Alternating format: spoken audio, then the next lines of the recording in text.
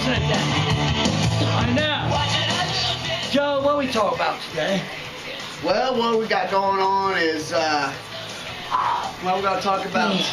Well, first of all, should we say hi and everything? I mean, you know, to let them know what's going on. What's up, guys? Why we've been away so long? Guys, you're watching TJ Rock and Metal Talk, as you know, and we miss you guys. Well, we haven't been around for a while. We've just been kind of kicking around new ideas and...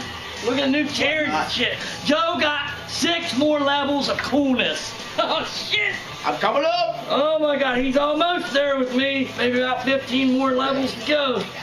Oh, here we go. What do you got in here, Joe? Something special, I hope.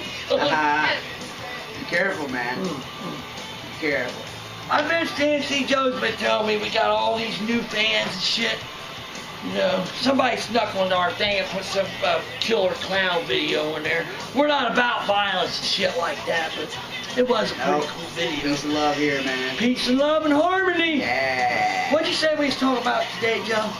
Today we're gonna let's talk about well, this kind of thing. We're listening to Axl Rose. We're talking about egomaniacal frontmen.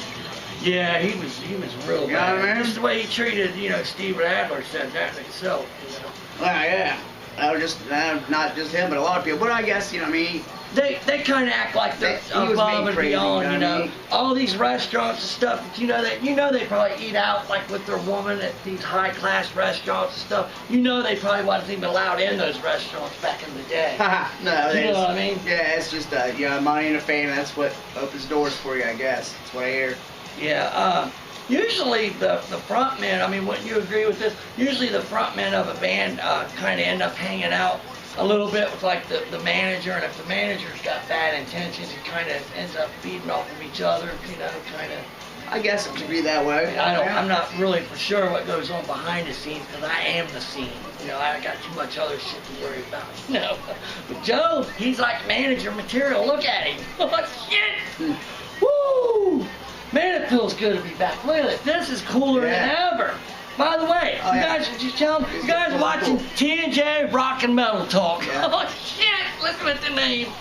Woo! Watch it's like a laid back. Man, I can't even like take a nap. My money on my mind. You know that ain't happening. Laid back. Back to business. Back to the music. It's all about the passion of the music. So what? I mean, who's some good examples of frontmen that were cool and just like straight up dickhead by the end of their. By I mean, by the time everyone got done sucking their dicks. You know what I mean? Exactly. Oh shit, Jesus. Somebody sucked them dry. Sometimes it's how about Sting? Good example right there. I mean, that's a great example. The Police got stepped off at the height of their popularity. Yeah, I mean Police were awesome. I'm a big fan of the Police. Actually. Band the Police. Yeah, and you know the manager was actually Stuart Copeland's brother, Miles Copeland. So I'm wondering if just because there might have been some sibling rivalry there. Could you see like the big brother trying to steal the singer's friendship, just piss the little brother off? I could see something like that. Yeah, maybe. Filling his head full like you are the band and shit, maybe. I'm sure it wasn't just a manager, but a lot of other people. Yeah. You know what I mean? I'll tell you somebody who really did buy into that a whole lot. It was Jim Morrison. You know what I mean? But the front men, they almost have to have bigger egos because they're out there, out front, trying to, you know what I mean? Yeah. Oh yeah. And entertain. So I kind of get where they have to have like an A-type personality. Yeah. Well, whatever they did, it's obviously a recipe for success. Just like most of the songwriting duos in those great famous bands are usually they don't even get along, like who was Lennon and McCartney. I mean, obviously they had to get along to a point.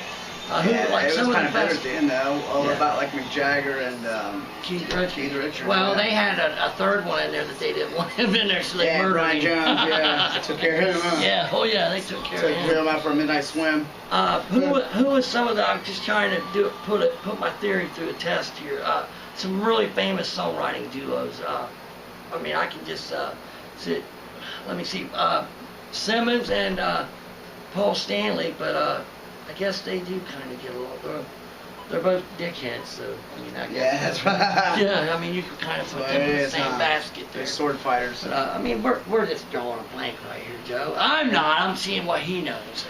I don't know nothing, man. No, seriously, who was some of the greatest songwriting duos in history? And I'm trying to think if that ties in. I'm trying to bring my case full circle here. I mean, wait. I mean, like if, I can't really think of like some songwriting duos that are really David Lee Roth and Eddie Van Halen hated each other. No shit. Oh yeah, they couldn't stand each other. I didn't know that. I made great music together though. And then what happened was that David Lee Roth's ego got There's too big. the ego and the Michael frontman right there. That's how I'm but trying to Eddie Van Halen also, you know what I mean? The universe isn't big enough for fucking. Yeah, I mean, to be honest though, Eddie Van Halen, not that David Lee Roth wasn't great, but you know there had been singers like him before. There was nobody at the time like Eddie Van Halen. Yeah, that's for sure. I mean, I've tried to think of how it must have been back in 1978 to you know, before him you had the great players like Hendrix, Clapton, but to be listening to the radio and all of a sudden Eruption come on. That had to be, because no one had ever heard like finger tapping and stuff, so that had to be like you was listening to something from Mars. Was that you? By the way, Joe, look at his glasses and his long, look at his locks. They're about 3 feet longer. Oh shit! But go ahead, I'm sorry. Well, wasn't that you? I was watching that documentary with when we saw like old Eddie Van Halen on there. Oh, and he was talking about where he picked that up from. Did he pick that up from like some blues guys? He picked it up from the guy from. Yo, did we see Albert King doing that the other day? Yeah, he does. He did it too. Jeff Beck, we watched do it today. Yeah. We sit around and watch documentaries all the time. That's why we're so knowledgeable. But King Crimson, I can't remember the guy's name, but that's who the guitarist for King Crimson. George Lynch and Eddie Van Halen was going clubbing one night, just going around checking out the bands on Hollywood, what's it called, Sunset Strip. Yeah. And they went into a club. I think it might have been the Whiskey, and there was King Crimson playing in there, and Eddie Van Halen seen him doing the finger tapping thing. That's a fact. Go Google it. Eddie Trunk, you ain't got shit on TW. Yeah, we'll see what happened to Eddie Trunk. He ain't around no more, man. I do kind of miss Eddie. Yeah, I do. He was losing some weight. Kind of maybe have some romantic feelings towards him. I think get a little bit tingling down there. Yeah. Call in the fluffers! Hey, we ain't got nobody to fire this season. No, you know, I mean, we pretty much took our. Oh, man, what's going on? Nobody has the balls to come up here. What's going on here? We ain't even got the music up. It's all about the music, man. Right now, because we need crew. What's going on in the local Hardwire Metallica? I don't know what I think about this yet. You know, I like it. I think it's like a throwback and kind of, it's nostalgic for Metallica. You know what I mean? It is. It's like they're going back to the roots. I really like this. I'm really kind of eagerly awaiting their CD. I want to hear it, man. I want to see what it's all about. Do you remember what song I said just kind of put you in the mind of? Remember I let you hear it. The main riff when it comes in. Oh shit! Listen. Oh my God. Woo! Woo! Metallica's back, man. Oh my God. Fucking A, man. Hardwire. The next one that's out right now. Just give you a time. So when you watch this 6 months from now, just give you a time. Let you know what was going on. Moth into Flames is their song they just put out. They haven't even released their album yet. This is a good song though.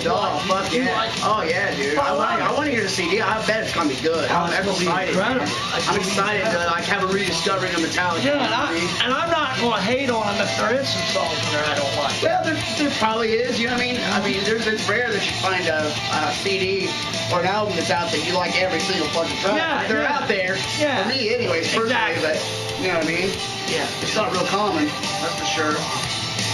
So, some of them, they gotta grow on you a little bit too, you know what I mean? Yeah. I always thought that was the mark of a good song is when you hear it the first time and you know you like it from the first time. Not that songs don't grow on me you know, because personally they do. But when I hear a song and I love it the first time, that to me is the mark of a great song. Yeah, well, for sure. And you know, usually those maniacal frontmen write those songs. I don't know about that, but we're kind of off topic here. It doesn't even matter because we do what we want. That's right. Shit. The universe plays by our fucking rules. Yeah, you had some. Joe Day had some good ideas. Well, I think we're gonna be bringing in like correspondent, like KD might be in. Joe's got some stuff in the works, like maybe having a big monitor back there. Because we don't allow people. We only allow certain people up here. They gotta have a pass. Yeah. PP pass. Yeah. VIP. Or a big set of titties. Yeah, that's what I meant. Yeah. Anything else we need to touch on? I think that's pretty much it. I gotta go rub one out. Well, be careful. Let us know what you guys think. We got a new camera. Don't forget to check out our website. Feel free to shoot us a message there on our website. That's tnjrockinmetaltalk.simdiff.com. Oh shit, man! Oh god. And we miss you guys, and we got some more content coming. You know what I mean? So lots of good. Yeah. So incredible. Pretty excited. It's gonna be genius. That's oh, shit. All right, let's say it. Way we can do it. We out. No playing We out. guitar. This is just a topic one. We see ya. Peace out. Oh shit. We out, bitch.